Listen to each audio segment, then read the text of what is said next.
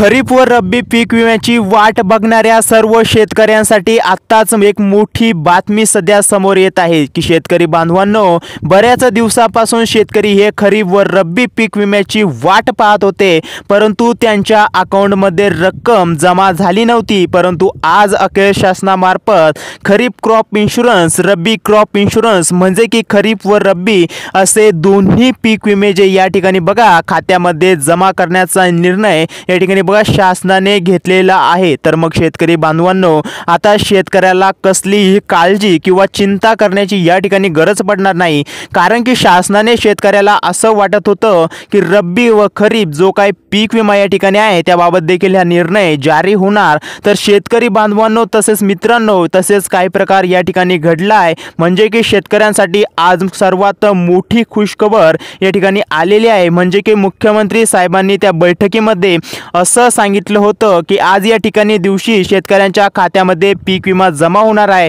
तर मग पीक विमा खरंच जमा होणार आहे का? तर हा शेतकरी बांधवांनो, ही बातमी अक्षरशः खरी आहे। शेतकऱ्यांच्या खात्यामध्ये आज पीक विमा रक्कम जमा होणार आहे, अशी माहिती स्वतः आपापल्या राज्याचे मुख्यमंत्री देवेंद्र फडणवीस यांनी दिली आहे। तर मग शेतकरी बांधवांनो, बघा काय बोलले होते देवेंद्र फडणवीस साहेब, काय म्हणाले होते ते, तुमच्या खात्यामध्ये पीक विमा जमा होणार। तर नेमकं तुम्हाला काय करायचं आहे व कोणकोणत्या जिल्ह्यामध्ये हा पीक विमा जमा होणार आहे व किती हेक्टरी पीक विमा जमा होणार आहे, सर्व माहिती काही अगदी एका मिनिटामध्ये पाहून घेऊया। त्या अगोदर मित्रांनो, चॅनलवर नवीन असाल तर चॅनलला सबस्क्राइब करून व्हिडिओ शेवटपर्यंत पहा।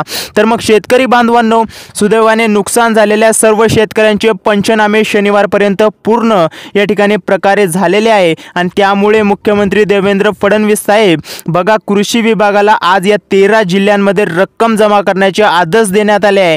तर मग शेतकरी बांधवांनो, बघा तुम्ही जी काही वाट या ठिकाणी पाहिली होती की नेमकं पीक विमा कधी मिळणार, तोच दिवस आज आला आहे। परंतु शेतकरी बांधवांनो, बघा आज फक्त 13 जिल्ह्यांमध्ये सरकारच्या माध्यमातून हा निधीचे हस्तांतरण होणार आहे।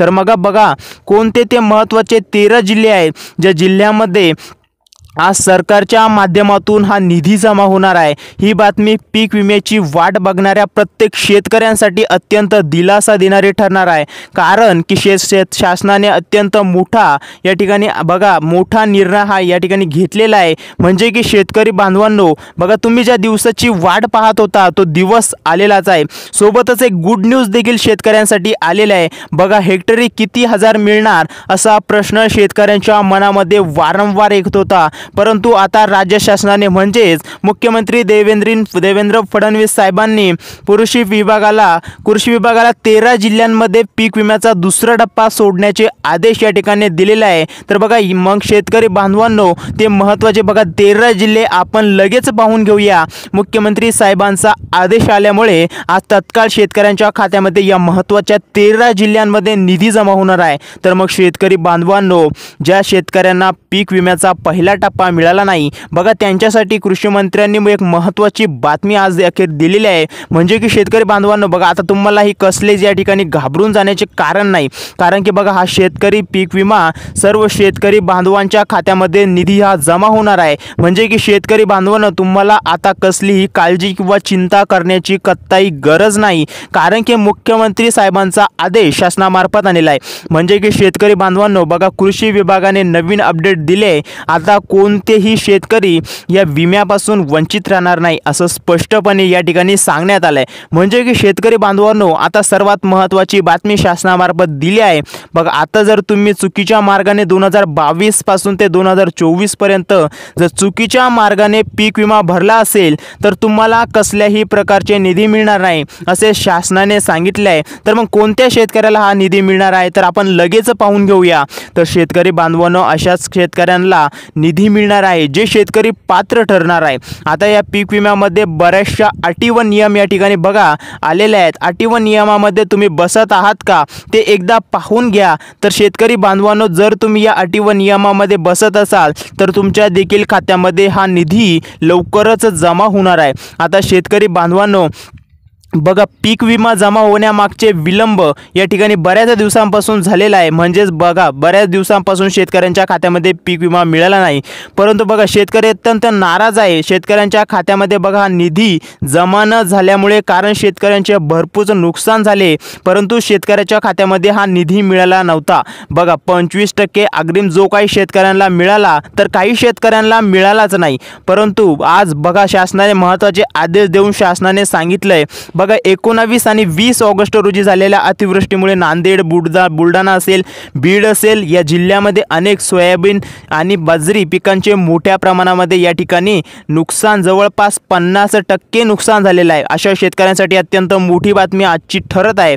म्हणजे की बघा या नुकसानाचे पंचनामे करून 100% नुकसान भरपाई बघा या ठिकाणी देण्याचे आदेश मुख्यमंत्री साहेबांनी दिले आहेत।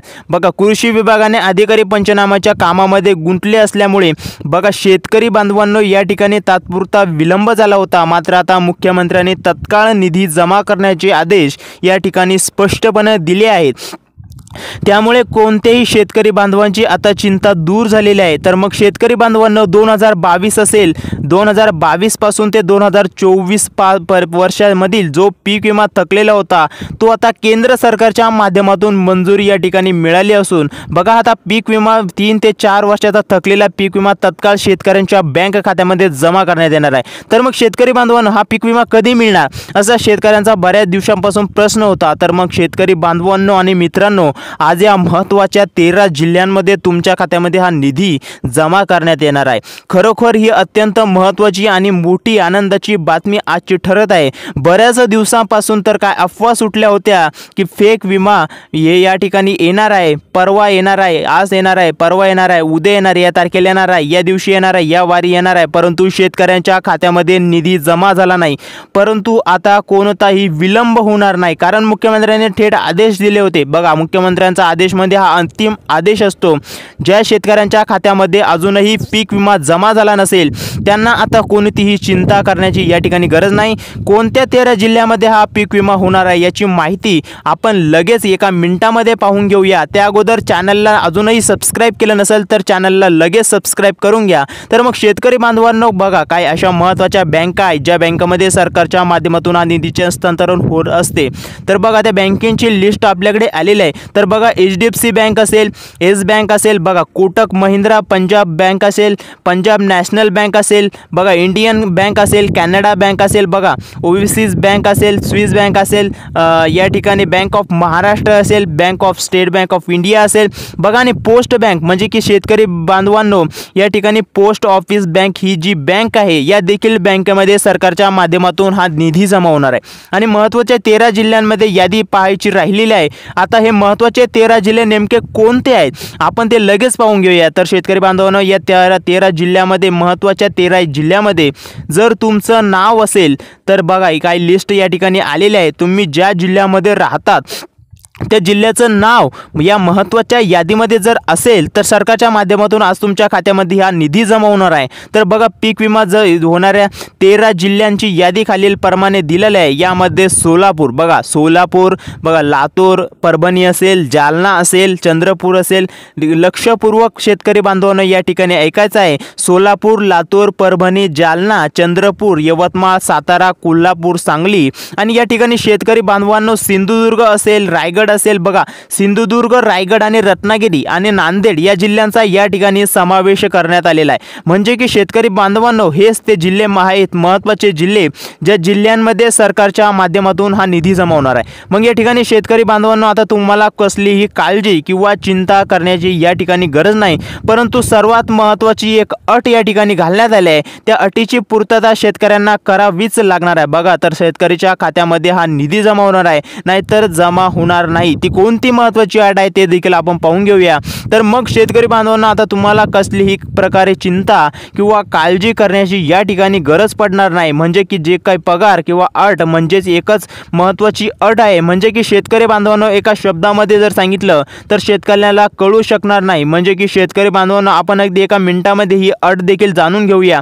तर ही अट म्हणजे शेतकरी बांधवांनो तुमचं उत्पन्न किती आहे। जर तुमचं उत्पन्न 5 लाखांपेक्षा जास्त असेल तर तुम्हाला कदाचित पीक विमा मिळू शकणार नाही। बघा, ही महत्त्वाची अट या ठिकाणी सरकारने सांगितली आहे। आणि बघा, सर्वात महत्त्वाचं तर ती अट नाही, पण बघा, हे काम केल्याशिवाय तुमच्या खात्यामध्ये निधी येऊ शकत नाही, निधी जमा होऊ शकत नाही। तर तुम्हाला बघायचं आहे, तुम्हाला या ठिकाणी KYC करणं बंधनकारक आहे। मित्रांनो, शेतकरी बांधवांनो, या ठिकाणी KYC केलेलं असेल तर तुमच्या अकाउंटमध्ये खात्यामध्ये हा पैसा जमा होणार आहे। तुम्ही जर KYC केली तर तुम्हाला कसल्याही प्रकारे या ठिकाणी अडचण येणार नाही, तुमच्या खात्यामध्ये हा निधी त्वरित जमा होऊन जाईल। तर शेतकरी बांधवांनो, ही होती आत्ताची सर्वात महत्त्वाची अपडेट। अजूनही चॅनलला सबस्क्राइब केलं नसेल तर चॅनलला सबस्क्राइब